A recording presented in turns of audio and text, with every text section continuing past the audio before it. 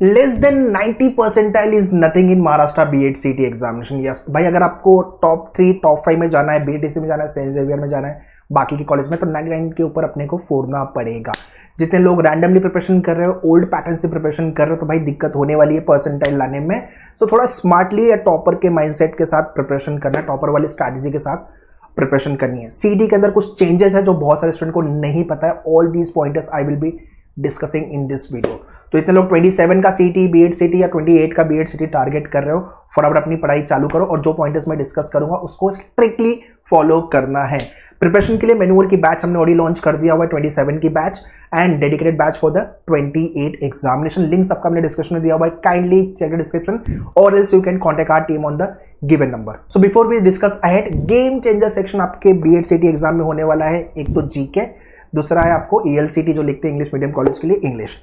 उसके बाद logic, teacher aptitude आप बाय डिफॉल्ट प्रिपरेशन कर लोगे, कोई दिक्कत नहीं आने वाली है, इसलिए डे 1 से GK एंड इंग्लिश स्टार्ट कर देना। So let's get started with the video. But उसके पहले भाई चैनल को सब्सक्राइब कर लो, वीडियो को लाइक तो करना और शेयर कर दो हर एक B.Ed CET स्टूडेंट को। और अलग से आपका व्हाट्सएप ग्रुप बना हुआ है, उसका भी लिंक डिस्क्रिप्शन में जाके ज्वाइन कर लेना, जहां पे आपको update, notification, question, past year के क्वेश्चन, क्विजेस, कॉलेज के बारे में इंफॉर्मेशन, कट ऑफ, ये सारी चीजें टाइमली मिलते रहेगी। Let's get started.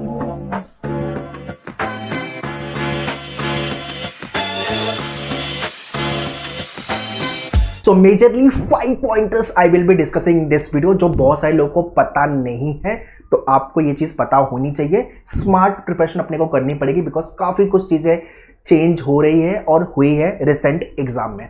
So we have to implement the same in our preparation. Number 1 पे जहां पे 50 to 60% जनता फेल होती है, स्कोर नहीं बनता है, वो है आपका grammar, vocab and reading part. India में यार लोग रीड नहीं करते हैं, और आपका इंग्लिश का सेक्शन में अगर आप रीड नहीं कर रहे हो, आपका वोकैब अच्छा नहीं है, आपका ग्रामर अच्छा नहीं है, तो फिर दिक्कत होने वाली है। और इसमें भी बहुत सारे बच्चों का ये आता है सर इंग्लिश में क्या ही पढ़ना है, फॉर ग्रांटेड लेते हैं। भाई बिल्कुल फॉर ग्रांटेड नहीं लेना है। मैंने बार बार हर वीडियो में बोला हुआ है, ये बुक कवर करनी है, word power made easy for the vocab. इसके साथ साथ आपके मेन्यूअर की बुक के अंदर जो आपको क्वेश्चन दिया है 3 बार करने हैं, बेसिक ऑफ ग्रामर से लेकर के आपके टाइप्स ऑफ क्वेश्चन जो ग्रामर के एग्जाम में आते हैं। बिकॉज ग्रामर के क्वेश्चन अब इस मतलब काफी डिसेंट लेवल पे पूछना चालू हो गया, followed by vocab and your reading comprehension plus verbal वाला पार्ट, जहां पे बहुत सारे स्टूडेंट का स्कोर नहीं आता है। So if you want to hit good score या टॉपर बनना है आपको, तो स्मार्ट प्रिपरेशन करनी पड़ेगी, और वो एरिया भी प्रिपेयर करना पड़ेगा जो बहुत सारे स्टूडेंट नहीं प्रिपेयर कर रहे हैं। सेकंड नंबर पे है लॉजिक सेक्शन। सबसे ज्यादा क्वेश्चन अब आपके ट्रेडिशनल लॉजिक से पूछना चालू कर दिया हुआ है। ट्रेडिशनल लॉजिक क्या होता है सर? आपकी लॉजिक की बुक ओपन करोगे आप, और इंडेक्स में सारे टॉपिक दिया हुआ है। आप ट्रेडिशनल लॉजिक के अंदर आपका ब्लड रिलेशन, कोडिंग डिकोडिंग हो गया, डायरेक्शन हो गया, रैंकिंग हो गया, अल्फाबेट टेस्ट हो गया, सिलोइज्म हो गया, इनपुट आउटपुट हो गया, नंबर लेटर सीरीज हो गया, आपका एनालॉजी क्लासिफिकेशन हो गया। ये आपका ट्रेडिशनल लॉजिक है। सबसे ज्यादा क्वेश्चन यहां से पूछ रहा है, और इसके बाद क्वेश्चन आ रहे हैं आपके क्रिटिकल से, जिसको हम वर्बल रीजनिंग बोलते हैं। Assumption, argument, conclusion, course of action, cause and effect, assertion and reason.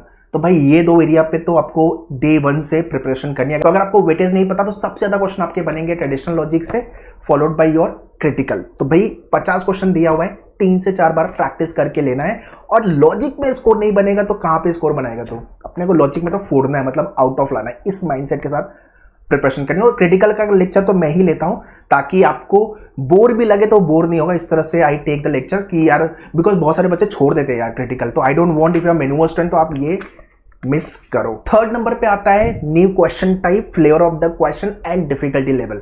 ये तीनों टाइप के मॉक एक्चुअल एग्जाम्स के पहले आपको लिख के जाने हैं। पीवाई कीज तो हम करेंगे, साथ ही साथ आपको हर एक टाइप के क्वेश्चन और थोड़े वियर्ड टाइप के क्वेश्चन भी एग्जाम में आते हैं, जिसको लेके आपका लेक्चर होने के बाद वी टेक द अलग से वर्कशॉप एज वेल। तो ये सारी चीजें नहीं पता होगी। देखो, एक एक मार्क्स हमारे लिए इंपॉर्टेंट है, एक एक क्वेश्चन इंपॉर्टेंट है हमारे लिए, तो एक भी क्वेश्चन गलत नहीं करना है। एक्यूरेसी अपनी इतनी अच्छी होनी चाहिए। दूसरा, हमें ये क्वेश्चन कैसे सॉल्व करना ये नहीं पता, तो फिर दिक्कत है। देखो, एग्जाम में मार्क्स ना बनने के, स्कोर ना आने के रीजन क्या होते हैं? या तो मुझे क्वेश्चन नहीं आता कैसे सॉल्व करना है, या तो मेरे पास टाइम नहीं है। तो भाई दोनों चीजें हमें सॉल्व करनी पड़ेगी। And fourth point is time consuming exam. Sir time consuming exam कैसे हो रहा है? भाई लेंदी पेपर बन रहा है, जहां पे आपको एक क्वेश्चन सॉल्व करने में जो सेकंड्स लगने चाहिए था वो मिनट लग रहे हैं। ठीक है, नंबर ऑफ सेट ज्यादा है और सेट के अंदर नंबर ऑफ क्वेश्चन कम है। फॉर एग्जांपल एनालिटिकल लॉजिक हो गया है, इनपुट आउटपुट हो गया आपका, है ना, रीडिंग कॉम्प्रेशन हो गया, तो सेट ज्यादा है, नंबर ऑफ क्वेश्चन कम है।